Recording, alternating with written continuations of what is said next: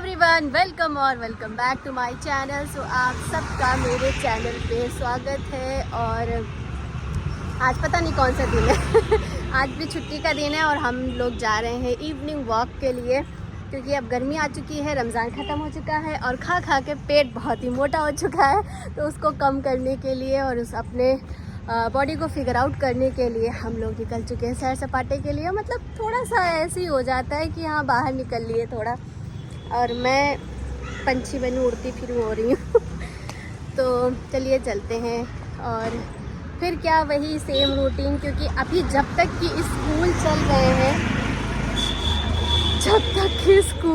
रहे हैं तब तक कि कोई भी चीज़ शेड्यूल वाइज कहीं बाहर का नहीं हो सकता, क्योंकि हमारा रूटीन बना हुआ है। हमें सुबह उठना है, बच्चों को स्कूल भेजना है, फिर उसके बाद अपना जो भी कुछ काम है वो करना है। फिर बच्चे स्कूल से, हाँ यार कितना भयानक डरावना घर लग रहा है। फिर बच्चे आ जाएंगे, फिर बच्चों को खिलाना पिलाना है, उसके बाद फिर से उन्हें ट्यूशन वगैरह के लिए रेडी करना है। तो अभी तो ऐसे ही सब चलेगा, तो तब तक के लिए चलते हैं और फिर आगे मिलते हैं।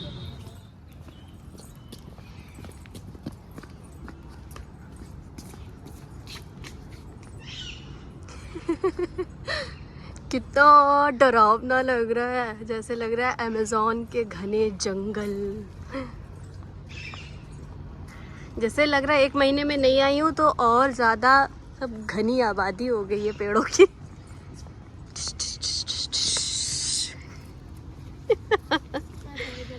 पैर दर्द होने लगे, इसीलिए बोला था मत आओ मेरे साथ। आधे घंटे तक तो कर ही नहीं है।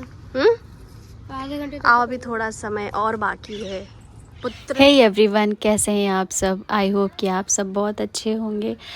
काफ़ी दिनों के बाद मैं वीडियो बना रही हूँ रमज़ान सीरीज़ के बाद। तो क्लिप तो मैंने बहुत सारी इकट्ठा करके रखी हुई थी, बट जिनमें से मैंने कुछ डिलीट भी कर दी क्योंकि स्टोरेज पूरा फुल हो रहा था।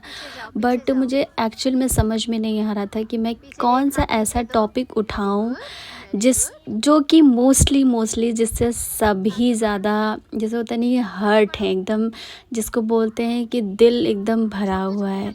क्योंकि ये जो मेरा टॉपिक है, जिसको आपने अभी कैप्शन में देखा ही होगा, थंबनेल में देखा ही होगा, ये ऐसा टॉपिक है जो किसी एक इंसान के लिए स्टैंड नहीं करता है। इससे मोस्टली मुझे लगता है हर एक कैटेगरी, हर एक ओहदे का इंसान शायद अपनी ज़िंदगी में कभी न कभी झेलता होगा या उसको फेस करना पड़ता होगा, जिसमें वो टूटता होगा, बिखरता होगा और फिर से अपने आप को समेटता होगा।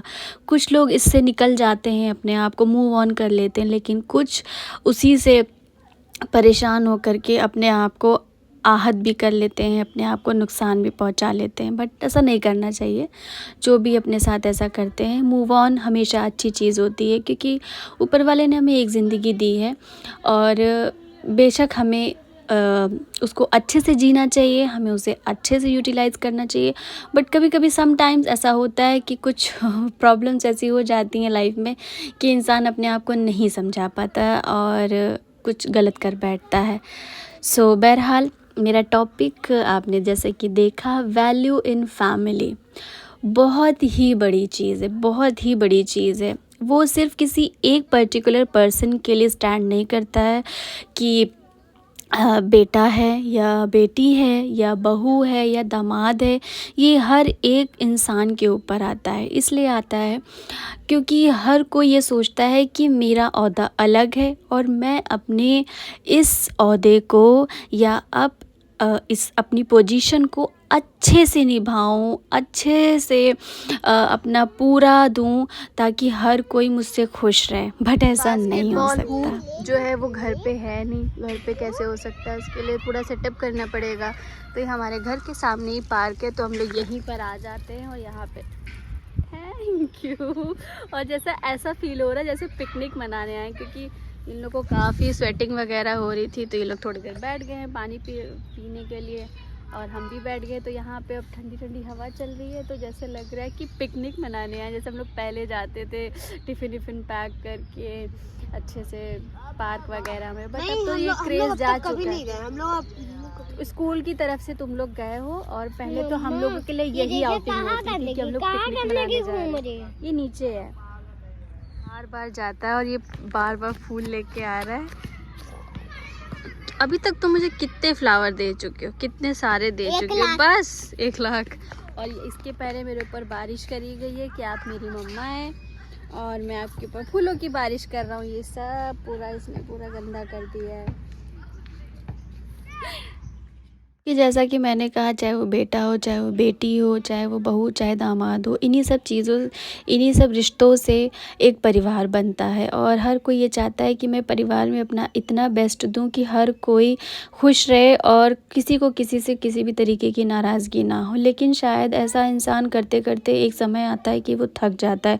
सपोज़ दैट घर में 2 बेटे हैं या घर में 2 बेटियाँ हैं और एक बेटा या एक बेटी कमा रही है। सपोज़ किसी के बेटे बेटे होते हैं, किसी की बेटियाँ बेटियाँ होती हैं, या किसी का एक बेटा एक बेटी होती है। तो इसलिए मैं एग्जांपल दे रही हूँ कि अगर कोई भी एक बच्चा कमा रहा है और एक बच्चा नहीं कमा पा रहा है तो अपनी पेरेंट्स की नज़रों में खटकने लगता है। सपोज़ अगर कोई बच्चा आपका पढ़ने में तेज़ है और कोई बच्चा वीक है तो हम पेरेंट्स को ही वो बच्चा नहीं अच्छा लगेगा जो पढ़ने में वीक है। लेकिन वो वीक क्यों है, हम वो जानने की कोशिश नहीं करते हैं कि ऐसा क्यों हो रहा है कि वो नहीं कर पा रहा है।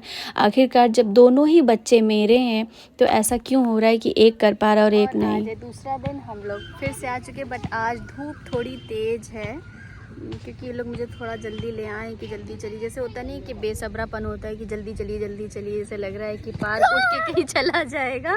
तो ये कल की तरह फिर से शुरू हो गया मेरे ऊपर फूल बरसाना वगैरह। तो मैंने सोचा कि आज अगर ये लोग खेलेंगे तो मैं भी अपना वॉक वगैरह कर लूँगी। तो मैं अपने वार्म अप वाले कॉस्ट्यूम में आज आई हूँ, मतलब नॉर्मल घरेलू तरीके से नहीं आई हूँ। और ये लोग अभी खेल रहे, जैसे कि मैं, दुनियादारी है यहाँ पे। जितना आप लगे रहोगे उतने ही आपको लगेगा आपने अपना बेस्ट नहीं दिया। तो सबसे अच्छा ये है कि आप आने वाली जनरेशन को आगे बढ़ाओ, उनको मोटिवेट करो, उनकी चीज़ों को समझो कि वो क्या करना चाहते हैं और उनका सपोर्ट करो और उन्हें इनकरेज करो, ताकि जिस चीज़ में वो बेस्ट होना चाहते हैं वो अच्छे से कर पाएँ।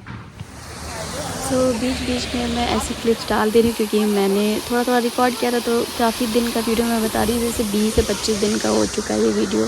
और हम लोग फिर आए थे जनेश्वर मिश्र पार्क, मतलब काफ़ी दिनों का है, बीच का गैप करके। तो मैंने सोचा कि थोड़ा सा रिकॉर्ड भी करती रहूँगी और अपनी जो मैं कहानी बता रही हूँ या आप लोग को बताती भी रहूँगी। तो अब मैं मेन चीज़ बताने जा रही हूँ।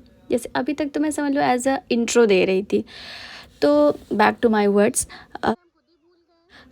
अभी जैसे मैंने बेटे की मिसाल दी, अब मैं बेटी की मिसाल देती हूँ। सपोज़ आपकी 2 बेटियाँ हैं और एक बेटी आपका घर चला रही है और दूसरी बेटी आपके घर परिवार का ख्याल रख रही है। तो उस ना कमाने वाली बेटी की भी वैल्यू नहीं होगी।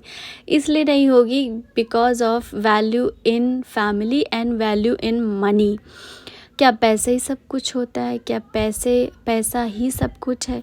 अगर एक बेटी आपकी पैसा कमा के ला रही है तो दूसरी बेटी उस पैसे को यूटिलाइज़ करके घर चला रही है, ये भी बहुत बड़ी चीज़ है। अगर हर कोई कमाने ही लगेगा तो घर का ख्याल कौन रखेगा? फिर वो घर तो नहीं रहेगा, फिर तो वो ऑफिस ही रह जाएगा कि हर कोई जाता है और हर कोई आ रहा है। तो अगर कोई इंसान आपका घर समेट रहा है और कोई इंसान घर को चलाने के लिए जद्दोजहद कर रहा है तो बराबर वैल्यू दोनों की देनी चाहिए कि एक कमा रही है या एक घर चला रही है, एक कमा रहा है एक घर चला रहा है। क्योंकि घर के भी ऐसे हज़ारों काम होते हैं जो इंसान अगर चाहे कि हम ऑफिस से बैठे कर लें या हम कमाने गए हैं या हम देश विदेश कमाने गए हैं हम वहाँ से बैठ कर के कर लें, इम्पॉसिबल। ऐसे मल्टीपल छोटे माइनर ऐसे बहुत सारे काम होते हैं जो घर के हाउस हेल्पर होते हैं, जो घर के हाउस होल्ड होते हैं, जो घर में रहने वाले सदस्य होते हैं वही कर पाते हैं। क्योंकि आप तो बैठ के वहाँ से इंस्ट्रक्शंस दे रहे हो क्योंकि आप कमाने गए हो।